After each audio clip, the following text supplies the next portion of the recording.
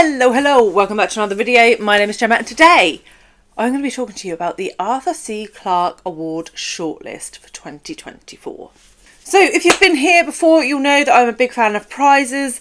I am still currently reading the Women's Prize for Fiction long list, but we are changing from tradition slightly and pivoting into the best sci-fi novels of 2023, which are awarded via the Arthur C. Clarke Award in 2024. So the way that this prize works, if you're unfamiliar, is that they don't have a long list. They just go straight to shortlist, which was released yesterday. And then the winner will be announced on the 24th of July. So there's 6 books shortlisted. If you are interested, they do actually publish the full submitted list of like 100 and whatever books. So every book that was submitted, they do publish that list. That is available on the Arthur C. Clarke website. And then, yeah, there are 6 books shortlisted. I'm not going to talk through the ones that weren't shortlisted. And it looks like a really exciting list. So just a few points around the list. I'm really excited to see that there are 4 female authors on this list.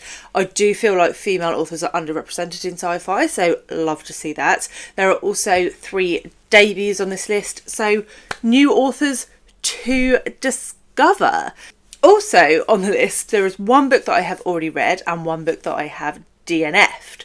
So the book that has been nominated that I sacked off last year is In Ascension by Martin McInnes. This was longlisted for the Booker Prize last year and is very much literary sci-fi, which very much isn't my jam. I will be honest, I didn't give it a huge shot.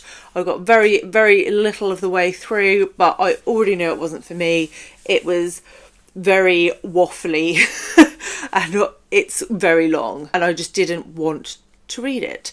And I think it's about a marine biologist who sort of discovers something, and I honestly, I didn't even reread the blurb because I know that I will not read that book. So feel free to go and investigate it further if you wish. I will say that Eric Carl Anderson really loved that book. I'm pretty sure he reviewed it, so I'll leave Eric's channel below if you want someone with a more positive outlook on that book. Moving on to the one that I read, and that is Chain Gang All Stars by Nana Kwame Adjei-Brenyah. And this book, conversely, I adored. So this is almost a little bit Hunger Games meets Gladiator in an American penal system. So we're following, this is told actually through various perspectives, but the main narrative is 2 women who are imprisoned in America and they work on what we call a chain gang. So there's a group of them.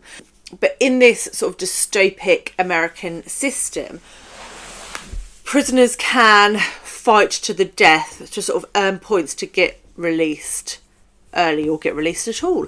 And so it's brutal in places. It's a very violent book. So if you're not a fan of that, then probably give it a miss. But it was a really, really eye-opening, blunt exploration of how minorities are treated in America, in prison systems worldwide, really. And it also looks at sort of the televisation of violence and sort of reality TV when it's gone a bit mad. There are so many elements to this book, I can't sit here and explain them to you, though I did do a spoiler-free review, so I'll leave that below, which I did when it was a little fresher, because I think I read it in May last year. So I would highly recommend the book, highly recommend that you check out my review if it sounds like something you might be interested in, and I am delighted to see that it has got some recognition on this prize.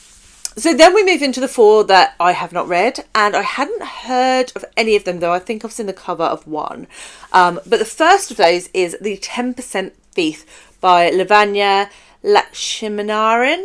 And this is one of the debuts on the list. Chain Gang All Stars is also a debut. And this is set in a sort of dystopic Bangalore, and society as a whole is sort of mathematically controlled via a bell curve, and everyone's sort of trying to be part of the 20%, which is the elite, and they're trying not to fall into the 10% who are effectively pushed into poverty. They don't have a quality of life, and then there is a revolution via the 10% thief. It's one of those concepts that I think is quite difficult to explain because I haven't read the book. I've only read the blurb, but it sounds really interesting. I am a bit of a maths geek, so I like that aspect. Also, this was originally only published in Asia as sort of like an online digital book, I think. So it's really great that it's got a publisher here in the UK and that it's now receiving potential accolades. So yeah, really excited for that. Then we have The Mountain in the Sea by Ray Naylor. And this sounds fabulous. And I did actually pick this up for 99p on Kindle yesterday. So if you're interested in this one, it's 99p on Kindle in the UK, if you're in the UK. And this, we're following another marine biologist here. I feel like it's a theme. But this one sounds a little more dramatic. And the main character here is sort of sent to do some research by a big corporate tech company. And we all know that those are evil. And she's sent there. The tech company has bought this like archipelago and shipped everyone off it except from her and 2 other researchers. And they are researching highly intelligent octopuses. Octopi? Octopuses. You know what I mean. Multiple octopus. And they are researching them in the attempt to progress AI for this tech company. However, maybe those octopuses don't want researchers to be researching them. That was Rudy, if you are unfamiliar. So yeah, it sounds like it could get quite dark and sinister and like killer octopusy. So yeah, sign me up. Then we have Some Desperate Glory by Emily Tesh, and this is a space opera, so this is what I would call hardcore sci-fi, which I love. And I think in the sort of like strapline it said something like about the wreckage of war and the family you find. I love the wreckage of war, and I love found family, and I love space operas, so this book sounds very, very like a me book. And in this, Earth is gone, destroyed, no more. And the young woman that we follow has trained her whole life to sort of take revenge for the destruction of Earth. And it gets to a point where potentially she is ready to go off and do that. However, the academy, the forces that be, decide that instead of sending her off to do that, they're going to send her to the nursery to pump out babies, preferably sons. And her brother instead is sent on basically a suicide mission. And I think that's where the plot starts to kick off, and we find out what she does about that, because I imagine she doesn't take that line down. So that sounds fabulous and is also a debut.